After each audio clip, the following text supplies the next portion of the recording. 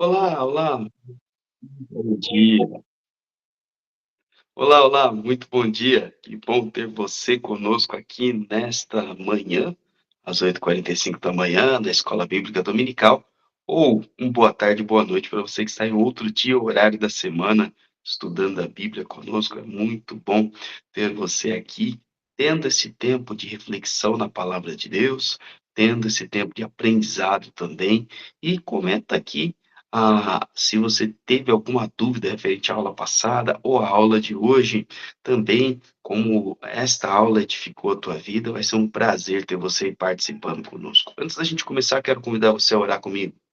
Pai, obrigado por este tempo, a tua palavra, e pedimos que fale aos nossos corações, pedimos que nos dê toda a instrução, e também nos revele a tua vontade, que possamos conhecer um pouco mais do Senhor, conhecer um pouco mais da tua graça. Oramos em nome de Jesus. Amém. Muito bem, queridos, vamos aí para mais um capítulo da carta de Paulo aos Romanos. Estamos na 10ª lição, o que também nos traz aí o 10º capítulo, né? Temos meditado neste tema em que somos transformados pela graça do Senhor, é o tema geral que abordamos para a carta de Paulo aos Romanos. É um assunto recorrente, onde ele vem falar da graça de Jesus Cristo, da salvação por meio da fé, e não é diferente no capítulo de número 10. A gente está ali, a semana passada abordamos o capítulo 9, onde Paulo falava em relação a Israel e justamente esta ausência ali do reconhecimento de que Jesus Cristo é o Messias prometido. E nesta semana ele ainda aborda este tópico, mas agora colocando sobre uma névoa, algo que estava dificultando a nossa visão, o nosso entendimento, e agora nós temos esta visão. Para isso eu quero convidar você a ler o nosso texto-chave de hoje, que está em Romanos capítulo 10, versículo 17. Romanos 10, 17, o texto nos diz assim: Consequentemente, a fé vem por ouvir a mensagem, e a mensagem é ouvida mediante a palavra de Cristo.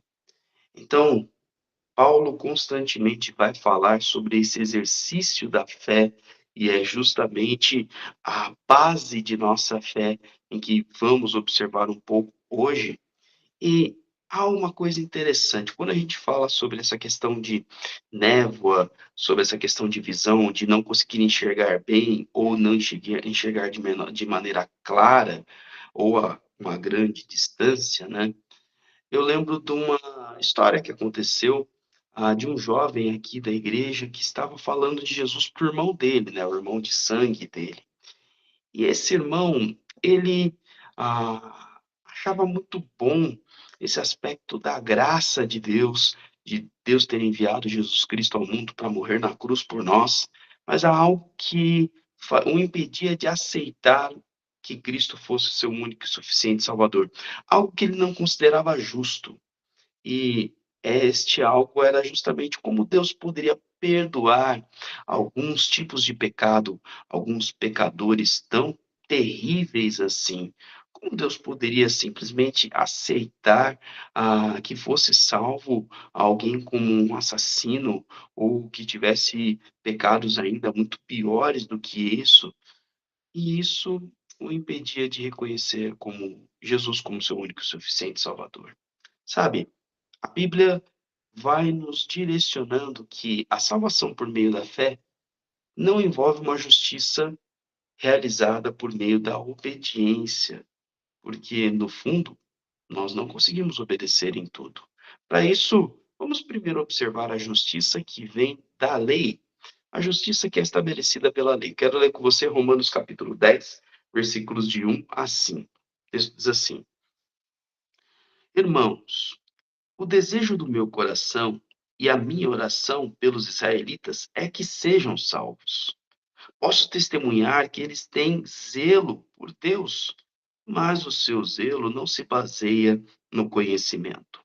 Portanto, ignorando a justiça que vem de Deus e procurando estabelecer a sua própria, não se submeteram à justiça de Deus, porque o fim da lei é Cristo para a justificação de todo o que crê. Então, veja que interessante. Agora, o apóstolo Paulo pega um pouco do que ele falou no capítulo anterior e ele vai colocar para nós o seguinte: olha, os meus irmãos israelitas, os meus irmãos judeus, eu quero que eles sejam salvos. E olha, eles são zelosos, eles são cuidadosos. A expressão zelo aqui, ele diz, olha, eles têm zelo por Deus, eles têm um cuidado especial para seguir, para obedecer a Deus. O grande problema é que todo este cuidado, todo este zelo, toda essa dedicação, a palavra zelo principalmente é colocado como dedicação, toda essa dedicação a Deus está sendo feito, direcionado de uma maneira errada. Eles não entenderam, eles não compreenderam o propósito da lei. A gente viu isso na semana passada, não é mesmo? Os três propósitos pelos quais a lei estabelece. E ele vai dizer: olha, eles vêm tentando ignorar a justiça que Deus deu a eles, fazendo a sua própria justiça. E isso me lembra essa história daquele irmão que gostava sim da proposta de justiça de Deus, mas ele preferia a sua própria justiça, e a sua própria justiça não concordava com a justiça de Deus. E é justamente isso que às vezes a gente não entende, porque nós vamos sendo explicados aqui, né, no versículo de número 5, dizendo: Moisés descreve desta forma a justiça que vem da lei. O homem que fizer estas coisas, por meio delas, viverá. Então, até o versículo 4, a gente percebe que todo aquele que crê é justificado, ou seja, a justiça é feita. E aquele que prefere ir com base na obediência à lei, vai viver ou morrer por meio dessa lei. Sabe, quando a gente olha para o Antigo Testamento, muitas pessoas, quando encaram a lei, pensam nos 10 mandamentos. Sim, os 10 mandamentos são a introdução à lei que Deus coloca para Moisés. Eles são o resumo da lei. Não são toda ela, não. Não no detalhe. Os especialistas, eles colocam ali que há em todos os 5 livros da lei, o Pentateuco, de Gênesis a Deuteronômio, 613 leis. 613 leis. E aí a gente até pode pensar: não, mas eu sou obediente às leis de Deus, eu consigo fazer. Às vezes eu até tropeço numa coisa ou outra, mas eu constantemente obedeço. E Tiago, autor da carta de Tiago, nos traz uma revelação tanto quanto chocante. Tiago capítulo 2, versículo 10, nos diz assim: Pois quem obedece a toda a lei, mas tropeça em apenas um ponto, torna-se culpado de quebrá-la inteiramente. A lei é um conjunto de normas que Deus coloca para nós. E se eu quebro um conjunto apenas, aliás, uma única lei, eu quebro tudo. Então, como é que eu vou promover justiça para mim mesmo? E é isso que Paulo está dizendo. Não dá para você se justificar pela lei. Você desobedeceu um mandamento, você desobedeceu a todos. Porque você não desobedeceu uma regra, você desobedeceu a lei como um todo. Você é punido. Pensa na nossa legislação. Você chega diante do juiz e fala: olha, eu não matei ninguém, eu não roubei ninguém, eu apenas infringi um sinal vermelho, passei no sinal vermelho. Eu não deveria ser punido. Não, você vai ser punido porque você quebrou uma norma da lei. Então você vai ser multado. Olha, eu apenas roubei algo, eu apenas soneguei o imposto, eu não deveria ser punido. Não, você vai ser punido porque ao quebrar uma norma, você vai ser punido como um todo. É claro que no Brasil e vários outros países, nós temos a seguinte norma: olha, de acordo com a sua punição, de acordo com a sua quebra, você recebe uma punição. É isso que nós temos aí como regra, como norma. Só que na lei de Deus há um outro princípio diferente. A punição para quem quebra a lei é a morte. Por isso, Romanos 6:23 diz que o salário do pecado é a morte. Então, a punição é igual para tudo e para todos. É isso que Paulo está tentando explicar. As pessoas tentaram e ainda tentam estabelecer sua própria justiça, dizendo: olha, isso aqui é certo, isso é errado, mas isso aqui não é tão errado, e isso aqui até que é certo, mas não tem problema se não fizer. Quando se trata de nós ou dos nossos, a justiça é muito mais mole, a justiça é muito menos severa. Então, quando nós observamos este cuidado de uma justiça que aos nossos olhos parece boa, mas aos olhos de Deus ela é incompleta, ela é imperfeita, a gente entra numa grande armadilha, que é isso que Moisés está nos ensinando. Ele diz: olha, se você obedecer, quiser viver dessa forma, você vai morrer por causa disso. Você quer viver pela lei? Então você vai viver e morrer por causa da lei. O problema é, você não consegue cumprir toda a lei. Nós não conseguimos cumprir toda a lei. E é por isso que Deus estabelece a sua justiça, uma justiça que vem pela fé. E agora a gente observa isso. Vamos ver dos versículos 6, vamos do 6 até o 13. Romanos capítulo 6, ou capítulo 10, versículos de 6 a 13.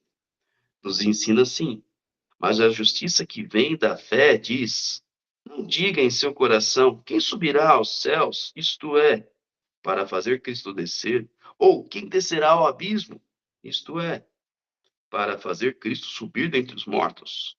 Mas o que ela diz? A palavra está perto de você, está em sua boca, em seu coração, isto é, a palavra da fé que estamos proclamando. E se confessar com a boca que Jesus é o Senhor e crer em seu coração que ele ressuscitou dentre os mortos, será salvo. Pois com o coração se crê para a justiça e com a boca se confessa para a salvação, como está escrito, como se diz na Escritura. Todo aquele que confia, todo aquele que nele confia jamais será envergonhado.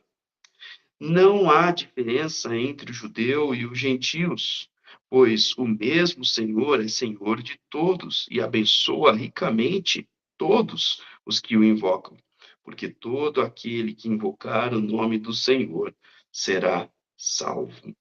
Veja que interessante.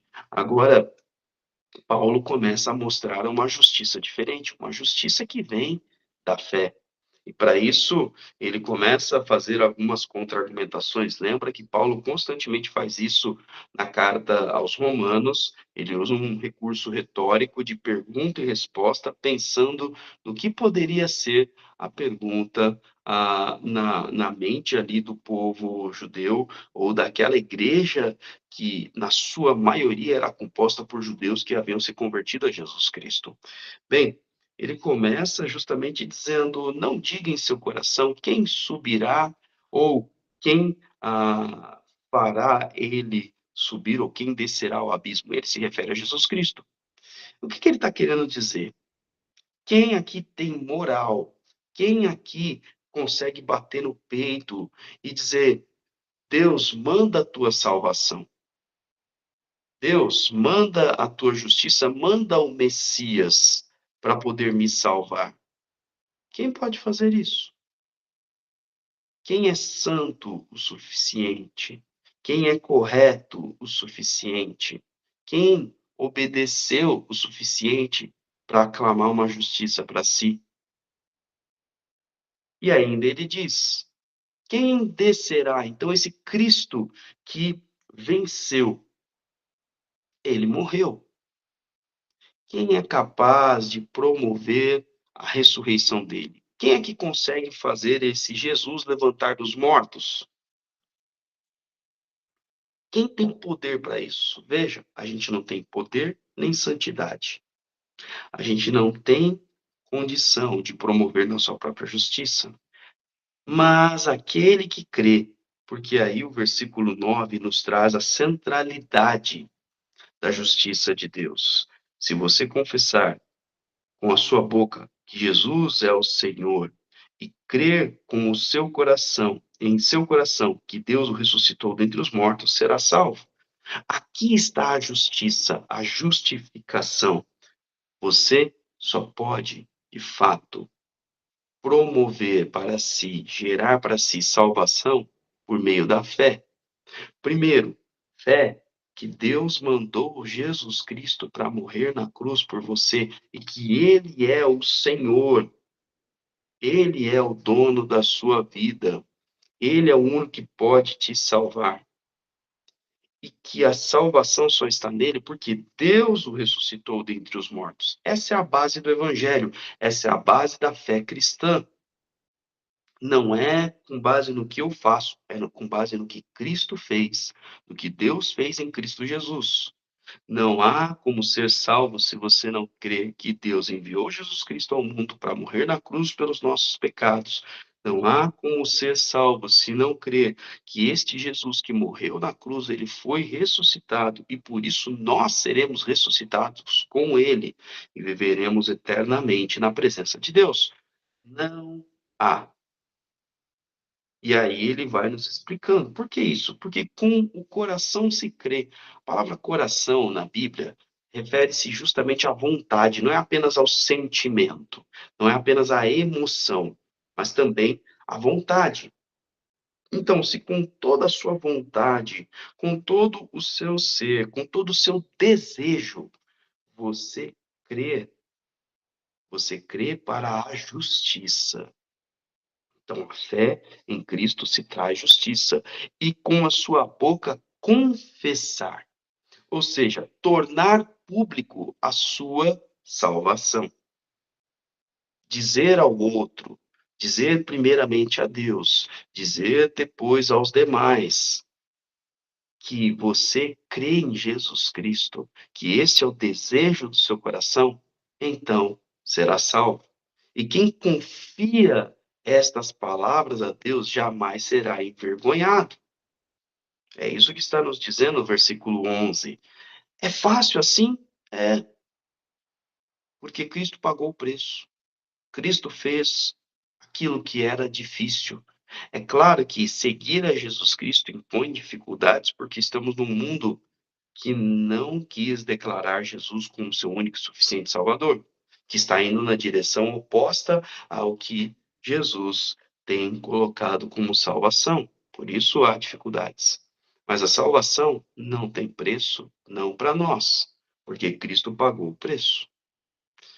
E aí ele vai dizer: se você confia, você jamais vai ser decepcionado. E isso não tem distinção. E isso é importante. Lembra da história, no começo da nossa lição? O rapaz, ele não aceitava a salvação porque ele não aceitava que todos pudessem ser perdoados, como se houvesse diferença entre pecados. Ô, pastor, é claro que existe. Existe a diferença entre alguém que mente, alguém que mata, alguém que é desonesto, alguém que rouba, alguém que fez verdadeiras atrocidades e alguém que apenas desobedeceu aos pais. Você está dizendo sobre a consequência. A consequência, é claro, de alguém que mata pode ser muito mais, e é muito mais desastrosa do que alguém que é desonesto. Quem sabe do que alguém que desobedeceu ao pai ou à mãe quando o pai e a mãe disse para não sair, para não pegar, para não fazer alguma coisa. Mas a consequência final é a mesma para todos. Aquele que rouba e aquele que apenas desobedeceu o pai uma única vez, aquele que mente e aquele que comete o adultério, a todos estes, a todos nós, a consequência é a mesma. É a morte eterna, é a perda da salvação, ou melhor, a impossibilidade de estar com Cristo, já que já não havia salvação. Não há possibilidade de ir para o céu. É isso que ele está nos dizendo. Consequentemente, não é pela obediência, é pela fé.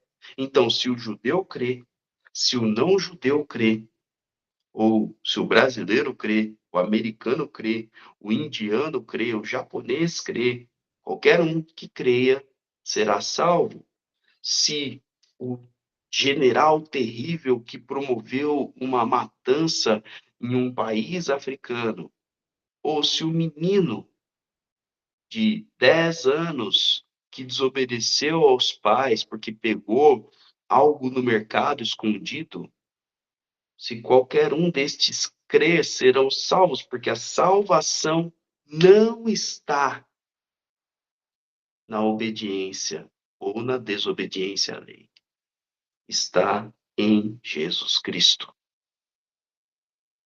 Por isso, o versículo 12 vai nos dizer aqui: não há diferença entre os judeus e os gentios, pois o Senhor é Senhor de todos. Abençoa ricamente a todos que o invocam, porque todos os que confessarem, todos os que invocarem o nome do Senhor serão salvos.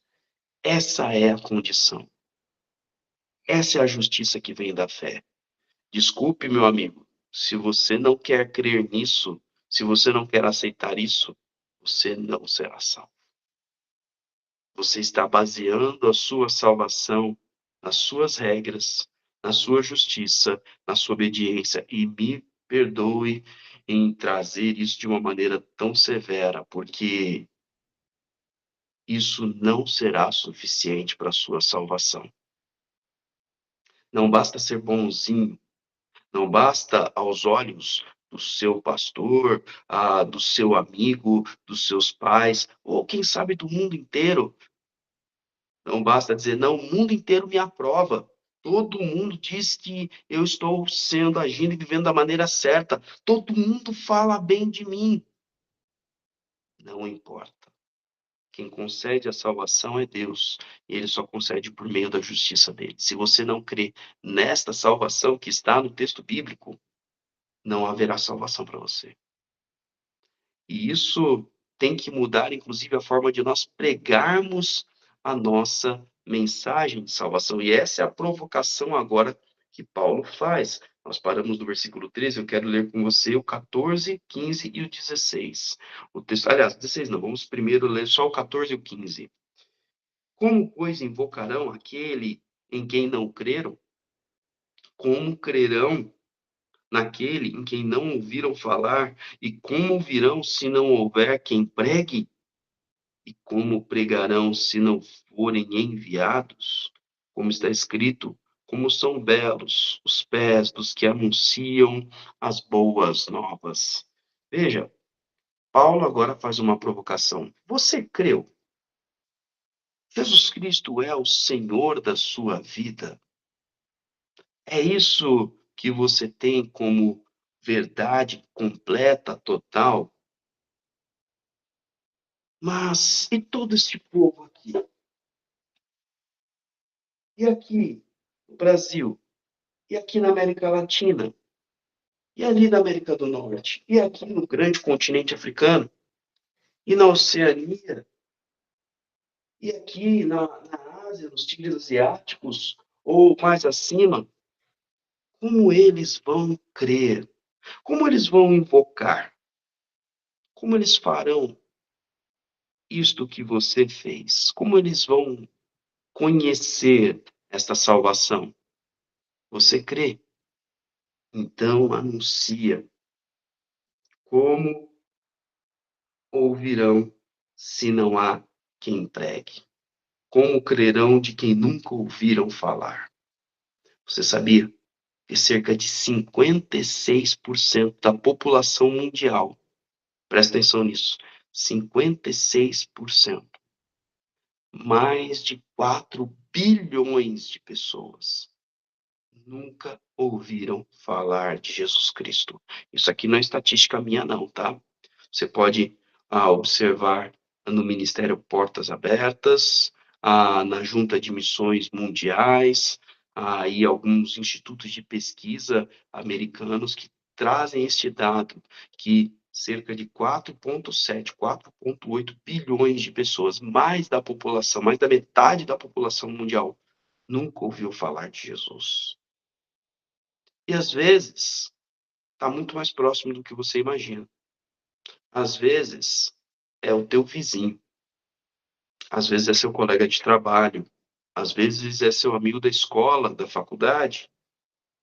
Não, pastor, mas ele já ouviu, ele já viu alguma coisa? Será que ele ouviu verdadeiramente esse evangelho? Algo que a palavra diz é que nós precisamos ser estes que pregam e que enviam a pregar. Tá? Pode ser que Deus não esteja chamando você ao continente africano, ou ao continente europeu, ou ao continente americano, ou à América Latina, mas nós, como Igreja de Cristo, enviamos os missionários do Senhor a andar por todo mundo. Tá vendo aqui, ó? Eu tenho uma coleção de bandeirinhas aqui, aqui, ó. Muitas bandeiras. Tenho bandeira do Marrocos, do Senegal não, essa aqui é da Etiópia, do Mali, do Panamá, de Israel, da Turquia, do Egito, tenho País de Gales, aqui, ó, País de Gales, Austrália, aqui embaixo. A maioria dessas bandeiras eu recebi de presente de irmãos e amigos missionários que estão pelo mundo passando nesses países, de fato, sendo enviados a pregar a palavra de Deus, sendo enviados a proclamar a saudação. E sabe de uma coisa? Tratamento de beleza para os pés na Bíblia não são cremes, não é uma esfoliação, não é ir na pedicure. Tratamento de beleza, o que deixa um pé bonito, é proclamar o evangelho da paz. E isso é uma profecia, aliás, isso é uma fala do profeta Isaías no Antigo Testamento.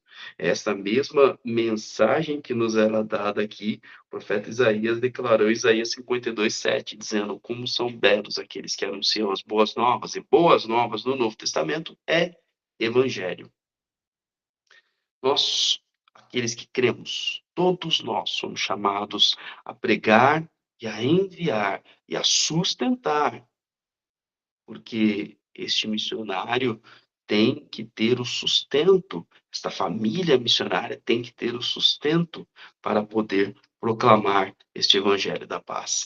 E ainda, e fechando a nossa aula de hoje, nós observamos o que estão nos versículos 16 e 17.